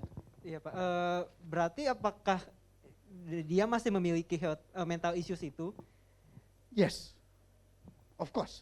Steve Jobs saya bisa pastikan mental issue. Berarti ada sisi baiknya kalau mental issues itu tidak diperbaiki dong Pak? Jangan. Kalau Jangan. iya sih. Don't trade it, jangan tukar itu. Iya. Karena orang-orang di sekelilingnya akan hancur dan dia sendiri akan hancur. Jangan. Walaupun itu ada dampak positifnya gitu. Ya, it's not worth it. Oke. Yang terbaik adalah hidup bahagia, Edgar. Bukan hidup sukses. Oke. Thank you Pak. Ya, sukses dalam arti sepenuhnya adalah bahagia. Ya. So jangan tukar kebahagiaan dengan sukses yang hebat sekali. Ya, jangan pilih jadi Steve Jobs, jadi Alex Steve Leo aja.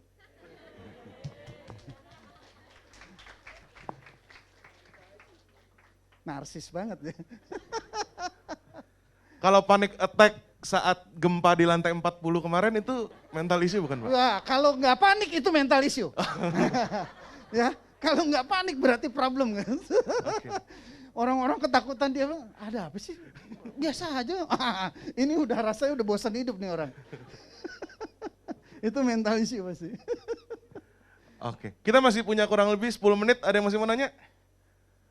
Owen. Siapa? Oh, boleh. Owen belakangan ya, Owen. Saya nggak nyangka ternyata ini isu yang sangat menarik ya. Kita lanjutin bulan depan. Oke, saya mau nanya, sebenarnya kan selama saya berada di dunia ini, banyak orang mengajarkan bahwa kita tuh harus menikah gitu kan. Dan sebenarnya saya merasa diri saya terkucilkan gitu, dimana diri saya ini merasa bahwa saya mau hidup saya nggak menikah gitu. Dan karena di Matius 19 ayat 12 juga dikatakan bahwa ada orang yang tidak dapat kawin karena ia memang lahir demikian dari rahim ibunya, dan ada orang yang dijadikan demikian oleh orang lain, dan ada orang yang membuat dirinya demikian karena kemauannya sendiri oleh karena kerajaan surga. Siapa yang dapat mengerti, hendaklah ia mengerti. Nah, melalui ayat ini saya jadi maksudnya kayak apakah jalan hidup saya ini udah benar gitu kalau misalnya saya milih untuk nggak menikah? Soalnya kayak orang-orang di sekitar saya pun juga kayak pengennya mereka menikah gitu. Dan mungkin saya sendiri yang merasa tidak dari dunia ini gitu loh. Maksudnya kayak kayak saya sendiri doang gitu loh yang nggak pengen menikah gitu. Kamu Apakah lahirnya ini mental di health mana? issue atau gimana? Kamu lahirnya di mana? Di dunia ini sih, cuman maksudnya Enggak, kayak di mana? Di kota mana? di Jakarta, Pak. Oh, di Jakarta? Iya. Bukan di Mars toh? Enggak, bukan. Ah iya berarti normal. Oke. Ya, saya mau jawab begini, singkat aja ya. Sebenarnya ini juga, saya kaget juga dengan pertanyaan ini. Saya lagi tadi berpikir, lagi duduk lagi berpikir, kayaknya kapan-kapan saya mau bahas nih tentang masalah married life dan punya anak.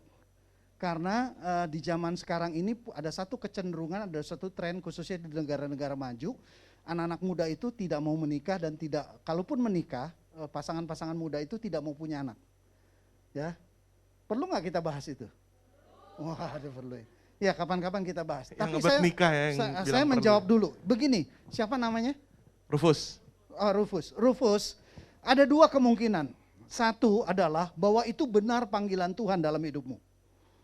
Ya, memang kayak seperti misalnya Paulus, dia dipanggil untuk tidak menikah.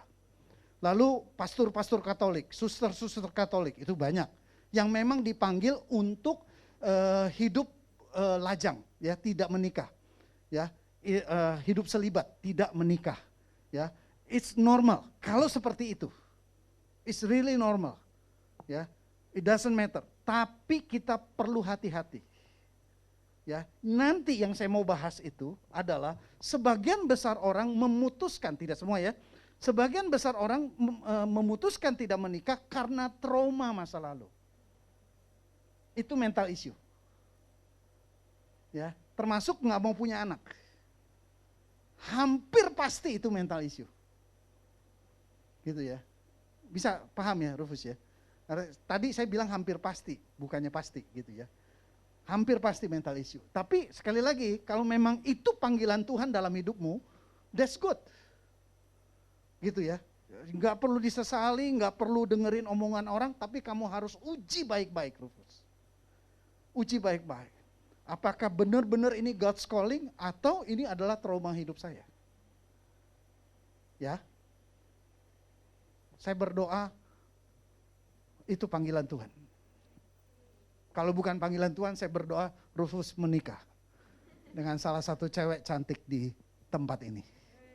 Wis, mantap. Langsung kontak aja Rufus, nomor di bawah ini. On dulu. Oke Pak, saya mau nanya, kan saya sering lihat di sosial media kalau misalnya kalau ada misalnya lebih dari satu anak ya Pak, anak yang pertama itu lebih sering mengalami gangguan mental lah daripada anak yang kedua. Apakah itu benar?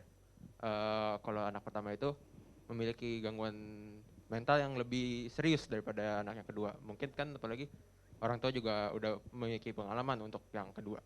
Gitu. Udah, pertanyaan Ya, itu. ya, ya. Oke.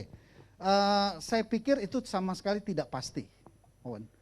Jadi masing-masing anak itu punya salibnya masing-masing. Justru yang paling banyak problem itu justru seringkali anak tengah.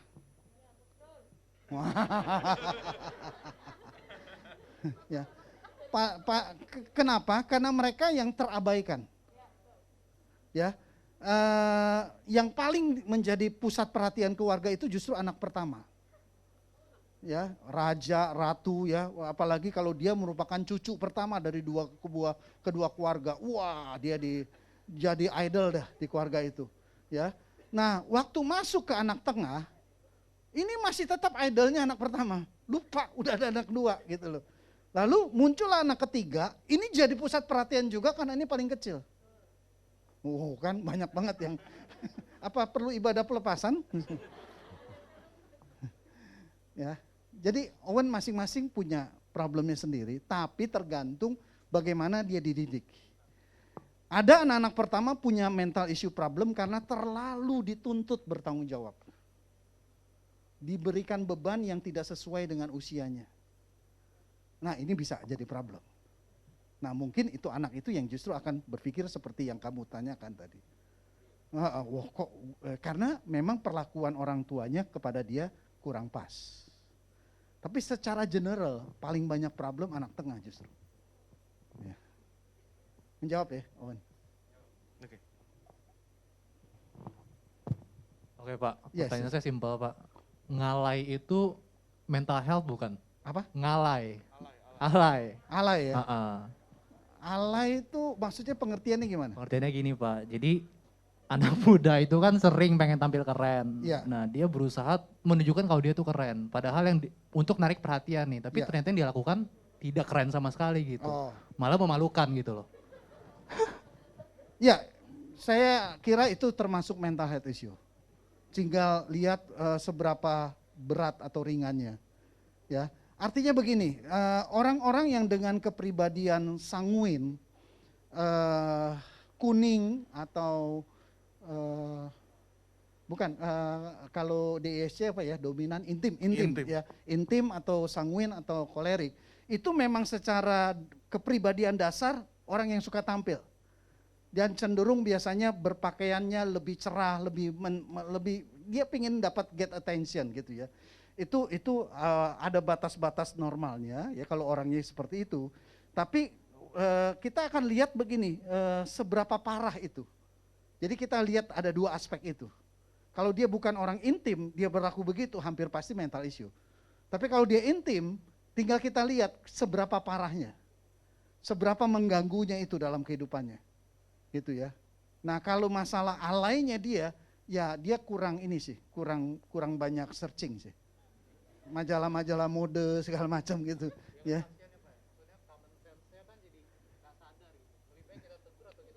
Begini, seharusnya rasa percaya diri itu tidak dibangun oleh penampilan. Ini yang sehat. Ya, artinya gini, saya berpakaian ya suka-suka saya. Saya nggak peduli kalian bilang saya keren atau enggak. Saya nyamannya begini kok. Keren kok Pak. Hah? Keren. Puji Tuhan. Tapi saya nggak peduli gitu, karena kepercayaan diri saya tidak dibangun oleh penampilan saya dan apa kata orang tentang saya. Kepercayaan diri saya karena saya yakin saya berharga di mata Yesus. Jadi ini yang perlu dibangun. Juga masalah-masalah kejiwaannya, dia perlu dibangun. Dia punya kepercayaan diri yang bukan based on orang lain. Dari dalam, inner. Nah ini dia berarti mentalnya sehat. Seperti itu. Ya. Jadi kalau dia mulai kepercayaan dirinya dibangun oleh penampilan, oleh apa kata orang, ya itu mental issue sebenarnya. Oke, mungkin pertanyaan terakhir untuk hari ini, kita akan lanjut di bulan depan. Eve, boleh. Wah ini udah, Lanjut bulan depan ya bro? Sip, oke. Eve dulu. ini udah yang pakaian Cynthia ini. Siang Pak Alex, Ya. aku mau tanya, kalau dari tadi aku dengerin Pak Alex sharing kan yang aku tangkep cara menyembuhkan atau menyelesaikan masalah mental issue salah satunya mungkin ke konselor, ke psikolog atau ke psikiater kan. Cuman yang mau aku tanya tuh bisa nggak sih kita menyelesaikan masalah mental issue kita sendiri karena mungkin nggak semua orang tuh punya dana ke konselor, psikolog atau psikiater atau mungkin nggak punya keberaniannya juga. Jadi bisa nggak sih kita nyelesainnya sendiri gitu? sebentar. IPK itu kerjasama sama kita, IPK itu pelayanannya gratis. Itu dulu yang perlu kamu tahu. Ya, sehingga masalah dana kita abaikan. Kedua, mudah-mudahan saya nggak salah ya, tapi setahu saya sudah di cover BPJS untuk psikiater. Gitu ya. Itu psikolog belum memang ya. Bisa nggak sendiri? Bisa. Ada metode self healing. Cuma butuh disiplin diri yang tinggi, ya, banyak belajar, banyak baca buku, ya, dan harus punya mentor dan support system. Kalau benar-benar sendirian saya nggak berani, saya nggak yakin. Paling nggak ada support system, ya. Nanti hari ini nggak keburu bahas, bulan depan kita bahas. Ya, dari orang-orang dekat yang sama-sama cukup rohani, sama-sama serius gitu ya. Itu kita perlu banget support system. Paling bagus support system kalau dari keluarga sendiri. Tapi kadang-kadang nggak bisa karena keluarga yang sumber masalahnya. Ya. Tapi saya mau garis bawahi yang kata dana ini nggak jadi masalah. IPK itu gratis. Ya. Oke. Kalau jalan-jalan ke Bali self healing bukan, Pak? Tergantung kamu ajak saya atau enggak. Kalau ajak saya ya itu self healing. Oh, di konseling di situ ya, Pak. Oke, teman-teman, tepuk tangan, kita selesai hari ini. Mungkin Pak Alex, kita hari ini sudah bahas tentang gejala mental issue, penyebab, dan sampai ke sisi rohani, teman-teman. Jadi mungkin Pak Alex ada kesimpulan untuk 3 hal tersebut? Ya, mungkin terlepas dari hal ini adalah begini dulu. Saya mau ibadah PPA ini mulai berubah. Jadi enggak kaku seperti ibadah raya. Ya, jadi khususnya mulai dari saya, pertemuan-pertemuan ini saya berharap seperti ini. Kita dialog, kita ngobrol gitu ya. Kita merasa punya hubungan yang cukup dekat gitu ya. Kalian punya apa ya, sosok seorang, bukannya bapak kali ya, saya opa rohani lah gitu ya. Opa enggak ya? Ya terserah dah. Whatever you think gitu ya. Itu dulu ya. Nah, mengenai permintaan Lincoln yang saya simpulkan begini, setiap kita pasti punya mental issue problem. Dan kalau kita diemin itu, ya itu yang tadi saya bilang. Kalau kita jadi agak gila, puji Tuhan tuh malah. Ya, gampang dikenali.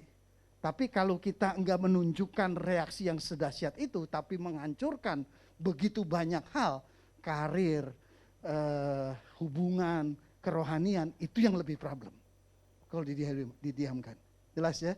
Jadi kita buka diri yuk, kita terus belajar, kita terus mencari supaya setiap kita punya kesehatan mental yang bagus dan bertumbuh di dalam kerohanian semakin serupa dengan Yesus. Tuhan berkati. Amin. Hanya di dalam namanya Yesus dia sumber pengharapan sepanjang hidupku. Hanya di dalam kuasa, amin, pasti tersedia kemenangan bagiku selama-lamanya. Hanya di dalam namanya, hanya di dalam namanya Yesus dia sumber pengharapan sepanjang hidupku. Amin. Hanya di dalam kuasa-Nya pasti tersedia kemenangan bagiku selama-lamanya. Tepuk tangannya untuk Tuhan. Sebab Dia memberikan kita kemenangan, amin. Hanya di dalam nama-Mu Yesus.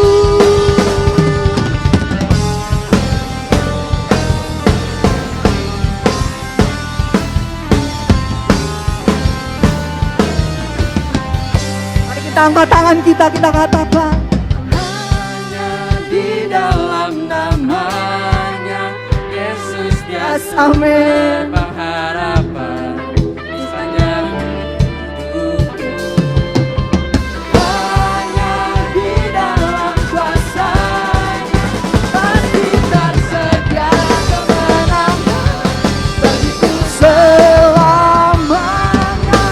Hanya di dalam namanya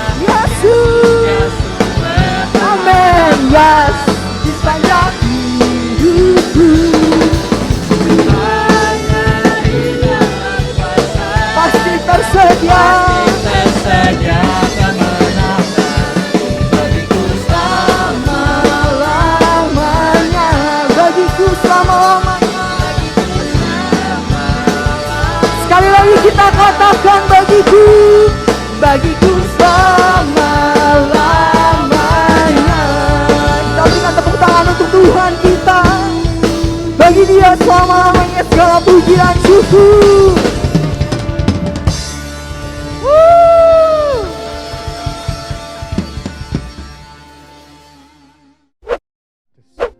Mari kita angkat kedua tangan kita, buka hati kita. Pribadi-pribadi yang sangat dicintai oleh Tuhan, sehingga matanya senantiasa tertuju kepada kehidupanmu. Saat ini pulanglah dan terimalah berkat, kasih karunia, damai sejahtera, serta sukacita yang berlimpah-limpah. Curahkan Bapa dari surga melalui Tuhan kita Yesus Kristus. Di dalam persekutuan dengan Roh Kudus, dicurahkan mulai saat ini sampai selama-lamanya. Setiap kita yang diberkati sama-sama katakan, amin. Haleluya.